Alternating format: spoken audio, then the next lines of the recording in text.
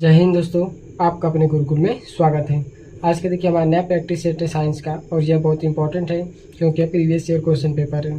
और आपका जो भी रेलवे का पेपर होने वाला एएलपी टेक्नीशियन या फिर आरपीएफ कांस्टेबल, इन सब के लिए बहुत ही इंपॉर्टेंट है। तो चलिए शुरू करते हैं। तो देखिए जो हमारा पहला क्वेश्चन है इसमें, किसका प्रयोग टिंचर आयोडीन, खांसी सिरप और कई टॉनिक तैयार करने में किया जाता है। ठीक है, किसका प्रयोग टिंचर आयोडीन, खांसी सिरप और कई टॉनिक तैयार करने में किया जाता है। ऑप्शन है एथेनोइक अम्ल, इथेनॉल, मेथेनॉल, एसिटिक एसिड। तो किसका उपयोग करते हैं हम लोग? एथेनॉल का उपयोग करते हैं। ठीक है, एथेनॉल का। देखिए इसमें इंपॉर्टेंट है कि एथेनॉल का जो फार्मूला होता है C2H5OH होता है। एथेनॉल का फार्मूला C2H5OH होता है और एथेनॉल को स्पिरिट ऑफ वाइन कहा जाता है। ठीक है, स्पिरिट ऑफ वाइन किसको कहते हैं? एथेनॉल को। और एथेनॉल का जो फार्मूला होता है वह C2H5OH होता है। एसिटिक अम्ल सिरके में पाया जाता है। ठीक है, सिरके में कौन सा अम्ल पाया जाता है? तो एसिटिक अम्ल सिरके में पाया जाता है। अगला क्वेश्चन है, यम सेल में समाहित किए जा सकने वाले इलेक्ट्रॉनों की संख्या है। तो यम सेल में कितने होते हैं इलेक्ट्रॉन? 18 होते हैं। इसमें देखिए क्या है, देखिए कोष क्या है? KLMN, 4 हमारे कोष होते हैं। KLMN, के में कितने इलेक्ट्रॉन होते हैं? के में 2 इलेक्ट्रॉन होते हैं। यल में 8 इलेक्ट्रॉन, यम में 18, यन में 32। 2 8 18 32। ठीक है, के में 2, यल में 8, यम में 18 और यन कोष में 32 इलेक्ट्रॉन होते हैं। और इसमें क्या होता है? उपकोष होता है। ठीक है, देखिए क्या है, कोष हो गया हमारा, ये उपकोष है। तो 4 कोष हो गया और 4 उपकोष होते हैं। कौन कौन से? SPDF। तो एफ में अधिकतम इलेक्ट्रॉनिक संख्या कितनी होती है? 2 होती है। पी में कितना होता है? 6 होता है। डी में 10 और एफ में 14। ठीक है, सब में 4 प्लस करेंगे, यानी कि एस में 2 होता है तो पी में कितना होगा? 2 में 4 जोड़ेंगे तो 6 हो जाएगा। और फिर डी में कितना हो जाएगा? 6 में 4 जोड़े 10 हो जाएगा। एफ में कितना हो जाएगा? 10 + 4 यानी 14 हो जाएगा एफ में। ठीक है, ये कोष और उपकोष में इलेक्ट्रॉनों की संख्या हो गया। तो ये हमारा दूसरा क्वेश्चन था। अब देखिए तीसरा जो क्वेश्चन है, कौन सा विषम है? JTNOH का ट्वाइस, CuOH का ट्वाइस, NaOH या NH4OH। तो इसमें विषम हमारा क्या हो जाएगा? NaOH हो जाएगा, सोडियम हाइड्रोक्साइड। देखिए चौथा क्वेश्चन है, मानव प्रजनन प्रणाली का कौन सा हिस्सा माँ के रक्त से भ्रूण को पोषण प्राप्त करने में मदद करता है? तो गर्भाशय ग्रीवा, गर्भनाल या फलोपियन ट्यूब। तो क्या होता है आंसर? गर्भनाल जो होता है वही हमारा इसका करेक्ट आंसर होगा। यानी कि मानव प्रजनन प्रणाली का कौन सा हिस्सा गर्भनाल द्वारा माँ के रक्त से भ्रूण को पोषण प्राप्त होता है। ठीक है, अगला क्वेश्चन है 5 नंबर, द्रव्यमान यम वाली एक वस्तु गति जिसका v के साथ स्थानांतरित होती है और इनमें गतिज ऊर्जा क्या है? k है। यदि इसका वेग दोगुना कर दिया जाए तो इसकी गतिज ऊर्जा कितनी हो जाएगी? अगर वेग दोगुना करेंगे तो गतिज ऊर्जा हमारा 4 गुना हो जाएगा। देखिए कैसे, हमारा सबसे पहला काइनेटिक एनर्जी K1 क्या होता है? 1/2 यम v² होता है फार्मूला। अब क्या करेंगे, v को हम 2v कर देंगे। ठीक है, जो v हमारा 2v हो जाएगा तो क्या हो जाएगा? K2 काइनेटिक एनर्जी दूसरा क्या हो जाएगा? K2 बराबर 1/2 यम तो सेम रहेगा, v क्या हो गया? 2v हो गया। तो v का स्क्वायर होता है फार्मूला में, तो 2v हो जाएगा यहाँ v की जगह 2v का स्क्वायर। इसका स्क्वायर हटाएंगे तो 2 का स्क्वायर 4 हो जाएगा। ठीक है, क्या हो जाएगा? 1/2, ये क्या हो जाएगा? तो ये 2 का स्क्वायर 4 हो गया, यम v का स्क्वायर v हो गया। तब यहाँ से 1/2 अलग कर लेंगे तो 1/2 4 इधर बाहर हो गया, यम v² तो 1/2 यम v² हो गया। और 1/2 यम v² का मान K1 है तो यहाँ पे क्या लिखेंगे? K2 बराबर 4 K1, यानी कि क्या हो जाएगा? ये 4 गुना हो जाएगा। ठीक है, तो हमारा option number A correct answer हो जाएगा। देखिए 6 नंबर क्वेश्चन है, ऑक्सीजन के एक अणु का द्रव्यमान होता है। ऑक्सीजन के एक अणु का द्रव्यमान होता है 2.3 × 10⁻23 ग्राम, 3.3 × 10⁻23 ग्राम, 5.3 × 10⁻23 ग्राम या फिर 4.3 × 10⁻23 ग्राम। तो हमारा आंसर होगा ऑप्शन नंबर सी, 5.3 × 10⁻23 ग्राम। ठीक, ऑक्सीजन के एक अणु में द्रव्यमान 5.3 × 10⁻23 ग्राम होता है। देखिए ऑक्सीजन के अणुओं के एक मोल का भार कितना होता है? 32 ग्राम होता है। तो O2 का कितना भार हो जाएगा? यहाँ से देखिए 16 × 2 यानी कि 32। ठीक है, अब देखिए 32 ग्राम ऑक्सीजन में कितने अणु हैं?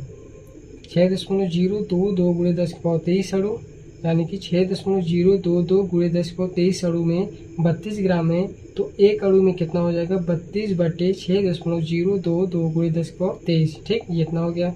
तो यहाँ से इसको हल करेंगे तो कितना आ जाएगा 5.3 गुणे 10⁻23 ग्राम। ठीक, ये हमारा 6 नंबर क्वेश्चन था।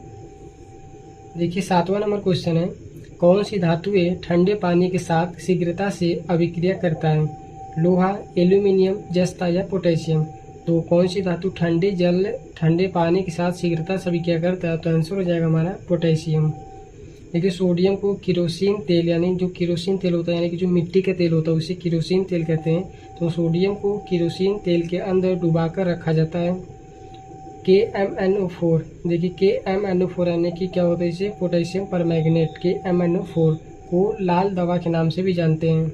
इसको क्या नाम से जानते हैं? लाल दवा का फार्मूला जो होता है KMnO4 होता है। अब देखिए क्या जस्ता यानी कि ZN, जस्ता का अयस्क जो होता है वह क्या होता है? जिंक ब्लेड, फार्मूला ZnS होता है। ठीक है, जस्ता का जो अयस्क होता है वह जिंक ब्लेड होता है और इसका फार्मूला ZnS होता है। ये 7 नंबर क्वेश्चन है। अब देखिए 8वां जो क्वेश्चन हमारा है, जंतुओं का कौन सा समूह विशेष रूप से मुक्त रूप से रहने वाले समुद्री जीव है? मोलस्का, निमेटोडा या आर्थ्रोपोडा या फिर इकाइनोडर्मेटा। तो हमारा आंसर होगा ऑप्शन नंबर डी, इकाइनोडर्मेटा। ठीक है, देखिए अगला क्वेश्चन है 9 नंबर, कौन सा कथन सत्य है? क्या है हमारा कथन? देखिए दिया है कि ध्वनि का वेग होता है, ध्वनि का वेग होता है, ऑप्शन देखिए सर्दियों की तुलना में गर्मियों में कम होता है, सर्दियों की तुलना में गर्मियों में अधिक होता है, या मौसम पर निर्भर नहीं करता, या फिर सर्दी और गर्मी में एक समान होता है। तो आंसर हो जाएगा हमारा सर्दियों की तुलना में गर्मियों में अधिक होता है, यानी ध्वनि का जो वेग होता है वह सर्दियों की तुलना में गर्मी में क्या होता है? अधिक होता है। ध्वनि का वेग वायु में कितना होता है? 332 मीटर प्रति सेकेंड होता है। ध्वनि निर्वात में गमन नहीं कर सकती। ठीक है, ध्वनि निर्वात में गमन नहीं कर सकती, यानी कि ध्वनि को चलने के लिए माध्यम की आवश्यकता होती है। ताप बढ़ने पर ध्वनि की चाल भी बढ़ जाती है। ठीक है, ताप बढ़ने पर ध्वनि की चाल बढ़ जाती है। तारत्व के कारण ध्वनि मोटा या तीक्ष्ण होता है। ठीक है, किसके कारण ध्वनि मोटा तीक्ष्ण होता है? तो आंसर हो जाएगा तारत्व के कारण। देखिए 10वां क्वेश्चन है, न्यूलैंड के अष्टक नियम के अनुसार प्रकृति में कितने तत्व मौजूद हैं? 66, 65, 56 या 55। तो कितने न्यूलैंड के अष्टक नियम के अनुसार प्रकृति में जो हमारे हैं 56 तत्व मौजूद है। ठीक है, देखिए न्यूलैंड ने जो तत्वों को परमाणु भार के बढ़ते हुए क्रम में सजाया था, यानी कि जो न्यूलैंड का अष्टक नियम था उसमें उन्होंने तत्वों को परमाणु भार के बढ़ते हुए क्रम में बताया था। अगला क्वेश्चन है, यदि एक गेंद को 40 मीटर प्रति सेकेंड के वेग के साथ ऊपर की ओर फेंका जाता है तो 6 सेकेंड के बाद उसके विस्थापन का परिमाण कितना होगा? जी का मान देखिए दिया हमको 10 मीटर प्रति सेकेंड स्क्वायर, और ऑप्शन हमारा क्या है 60, 80, 20 मीटर और 40 मीटर। तो देखिए यू का मान कितना दिया हमारा? यू का मान देखिए यहाँ पे 40 है, 40 मीटर प्रति सेकेंड के वेग से, यानी कि यू का मान 40 मीटर प्रति सेकेंड के साथ ऊपर की ओर फेंका जाता है 6 सेकेंड के बाद, यानी टी का मान 6 सेकेंड, उसके बाद विस्थापन का परिमाण क्या होगा? यानी और जी का मान हमारा 10 है, तो विस्थापन हमको बताना कितना होगा। तो देखिए जो फार्मूला होता है एच बराबर U T minus half G T square. देखिए जो फार्मूला होता है क्या होता है? एच बराबर U T plus 1/2 A T square होता है। तो ये गुरुत्वाकर्षण के लिए है, तो हमारा क्या हो जाएगा? ऊंचाई हो जाएगी, एच की जगह हमारा दूरी एच हो जाएगा और ए की जगह हमारा जी हो जाएगा और यहाँ पे माइनस हो जाएगा। ठीक है, तो एच बराबर U T minus half G T square. तो यहाँ से देखिए यू का मान कितना है 40 गुणे टी का मान है 6 माइनस 1/2 गुणे जी का मान है 10 गुणे टी स्क्वायर, यानी कि क्या 6 का स्क्वायर, यानी 6 गुणे 6। तो देखिए 2 से 6 काट दी 3 बार।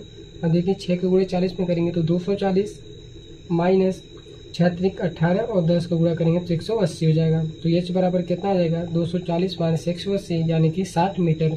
तो हमारा करेक्ट आंसर कौन सा हो जाएगा? ऑप्शन नंबर ए 60 मीटर हमारा आंसर होगा इसका। अब देखिए जो अगला क्वेश्चन है 12 नंबर, पौधों का सार्वभौमिक प्रकृति ऑक्सीन है। पौधों का सार्वभौमिक प्रकृति ऑक्सीन है। IBA, NAA, IAA या साइट्रिक ऑक्सीन। तो आंसर हो जाएगा IAA। ठीक है, देखिए क्या है कि ऑक्सीन जो है पौधों की वृद्धि को नियंत्रित करने वाला एक हार्मोन होता है। ऑक्सीन जो होता है वह पौधों की वृद्धि को नियंत्रित करने वाला एक हार्मोन होता है। इसका इसका निर्माण पौधों के ऊपरी हिस्से में होता है। इसका निर्माण यानी कि इसका ऑक्सीजन का निर्माण क्या होता है, पौधों के ऊपरी हिस्से में होता है। ठीक है, ये हमारा 12 नंबर क्वेश्चन था। अब देखिए अगला जो क्वेश्चन हमारा है, देखिए 13 नंबर क्वेश्चन है कि कौन ऊर्ध्वपातन कर सकता है, ammonium sulphate, ammonium sulphide, ammonium chlorate या अमोनियम क्लोराइड। तो कौन कर सकता है, अमोनियम क्लोराइड। ठीक है, ये हमारा हो गया क्या 13 नंबर क्वेश्चन की ऊर्ध्वपातन कौन कर सकता है, तो अमोनियम क्लोराइड। और इसका फार्मूला जो होता है NH4Cl होता है। ठीक है, अमोनियम क्लोराइड का जो फार्मूला होता है NH4Cl होता है। देखिए अगला क्वेश्चन है 14 नंबर, बल की परिभाषा को किसके आधार पर व्याख्यायित किया जा सकता है, न्यूटन की गति का पहला नियम, न्यूटन की गति का दूसरा नियम, न्यूटन की गति का तीसरा नियम या न्यूटन के गुरुत्वाकर्षण का नियम। तो बल की परिभाषा को हम लोग न्यूटन व्याख्यायित करना है, व्याख्या खाली करना है, तो किसमें आ जाएगा, न्यूटन गति का पहला नियम। ठीक है, देखिए न्यूटन की गति के प्रथम नियम से 3 बातों की जानकारी होती है। कौन कौन से, पहला तो शून्य त्वरण होता है, दूसरा जड़त्व का होता है, जड़त्व, और तीसरा बल की परिभाषा। ठीक है, ये क्या है, बल की परिभाषा, जड़त्व और शून्य त्वरण, ये न्यूटन की गति के प्रथम नियम के 3 महत्वपूर्ण जानकारी है। ठीक है, अब देखिए जो 15 नंबर क्वेश्चन है कि किसमें निम्न प्रतिरोधकता होता है, हीरा में, ग्लास में, इवोनाइट में या नाइक्रोम में, नाइक्रोम में। ठीक है, तो किसमें निम्न प्रतिरोधकता होता है, तो नाइक्रोम। ऑप्शन नंबर डी इसका करेक्ट आंसर होगा। अगला क्वेश्चन है 16 नंबर और अंतिम क्वेश्चन है कि कौन सा जानवर अपना लिंग बदल सकता है, प्लानार्जन, नेरिस, एस्केरिस या घोंगा। जो घोंगा होता है वह क्या करता है, अपना लिंग बदल सकता है। ठीक है, ये था हमारे क्या 16 इंपॉर्टेंट क्वेश्चन, ये प्रीवियस ईयर क्वेश्चन पेपर था। तो आई होप कि आप लोगों को वीडियो अच्छा लगा हो।